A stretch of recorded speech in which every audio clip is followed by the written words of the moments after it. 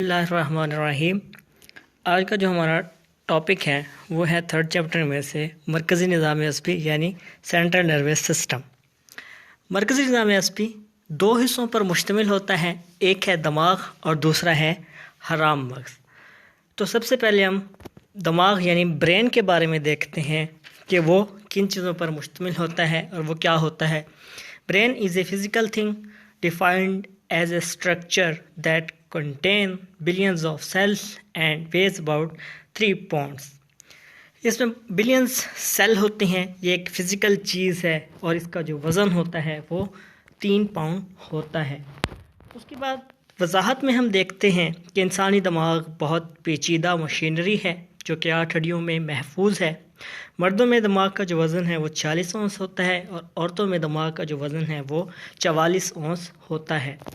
اس کے بعد ہم آ جاتے ہیں دماغ کے حصوں کی طرف۔ دماغ کے 3 حصے ہیں، بالائی دماغ، وسطی دماغ اور زیریں دماغ۔ سب سے پہلے ہم ڈسکس کریں گے بالائی دماغ کو اور اس کے جو مین حصے ہیں ان کو۔ سب سے پہلے ہے مخ کبیر، پھر ہے کشر میں مزید 4 حصے آتے ہیں، وہ ہم آگے جا کے ڈسکس کریں گے۔ پھر عرشہ، پھر زیریں عرشہ، عضو شامہ، ریٹیکولر سسٹم اور لمبک سسٹم۔ پہلے دیکھتے ہیں جی بالائی دماغ ہوتا کیا ہے۔ فور برین، یہ دماغ کا ترقی یافتہ حصہ ہے۔ یہ حصہ کل دماغ کے 90% ہے اور اس کے حصوں کی تفصیل درج ذیل ہے۔ پہلا جو ہے وہ ہے مخ کبیر، سیریبرم بھی اسے کہتے ہیں۔ یہ پیشانی والا حصہ ہے۔ ایک دراڑ بالائی دماغ کو 2 حصوں میں تقسیم کرتی ہے، انہیں کرے یا نصف کرے کہا جاتا ہے۔ ایک ہوتا ہے دایاں نصف کرہ اور ایک ہوتا ہے بایاں نصف کرہ، اور یہ کرے کارپس کولوسم کے ذریعے آپس میں ملے ہوئے ہوتے ہیں۔ ان کے درمیان میں ایک لائن ہوتی ہے، وہی لائن ان کو ملاتی ہے، اور یہ ملے کس چیز سے ہوتے ہیں؟ کارپس کولوسم کے ذریعے۔ اور کارپس کولوسم ہے کیا؟ یہ ایک سفید مادہ ہے جس کی بدولت دونوں کرے معلومات کا تبادلہ کرتے ہیں۔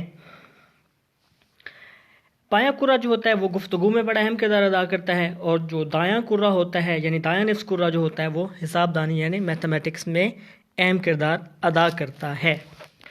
اب ان کی ورکنگ کیسے ہے کہ جو ہمارا دایاں نصف کرہ ہوتا ہے وہ ہمارے جسم کے تمام جو بائیں حصہ ہے اس کو کنٹرول کرتا ہے، یعنی اس کی حرکت کو کنٹرول کرتا ہے، اور جو ہمارا بایاں نصف کرہ ہے وہ ہمارے دائیں سائڈ والے جسم کی جتنی بھی حرکات ہیں یا جتنی بھی چیزیں ہیں ان کو کنٹرول کرتا ہے۔ اس کے بعد دیکھیں کشر، کارٹیکس۔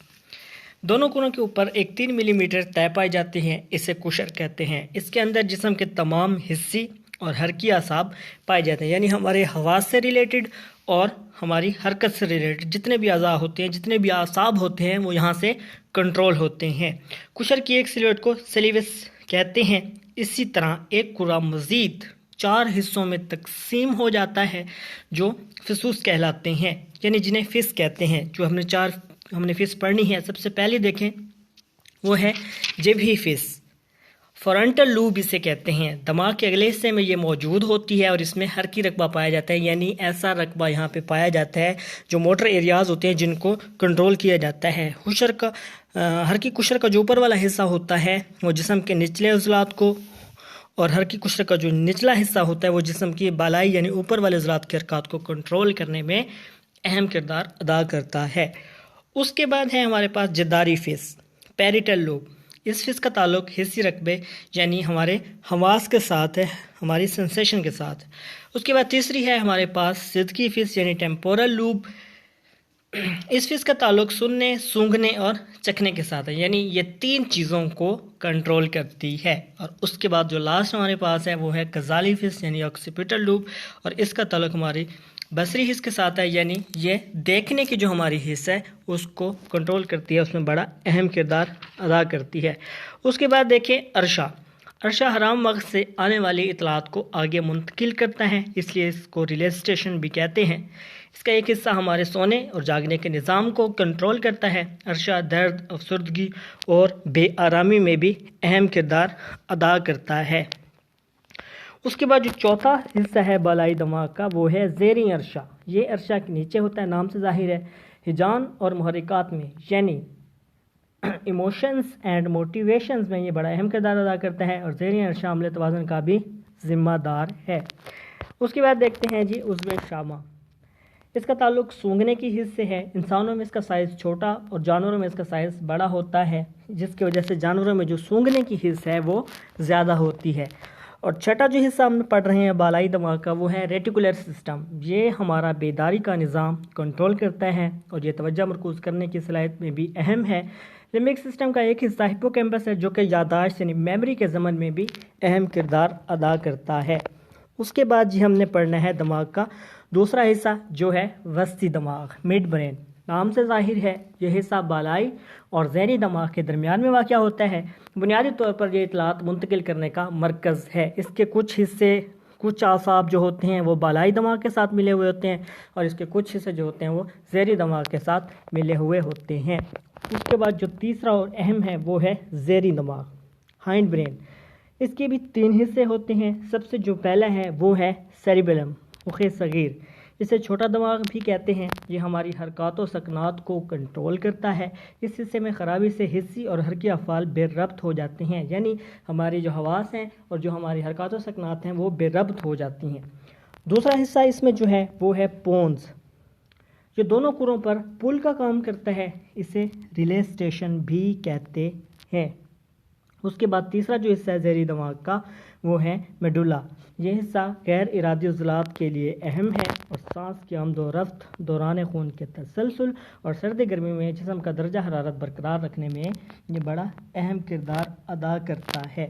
اور اس کے بعد جو دوسرا اہم حصہ ہے مرکزی نظام عصبی کا وہ ہے حرام مغز۔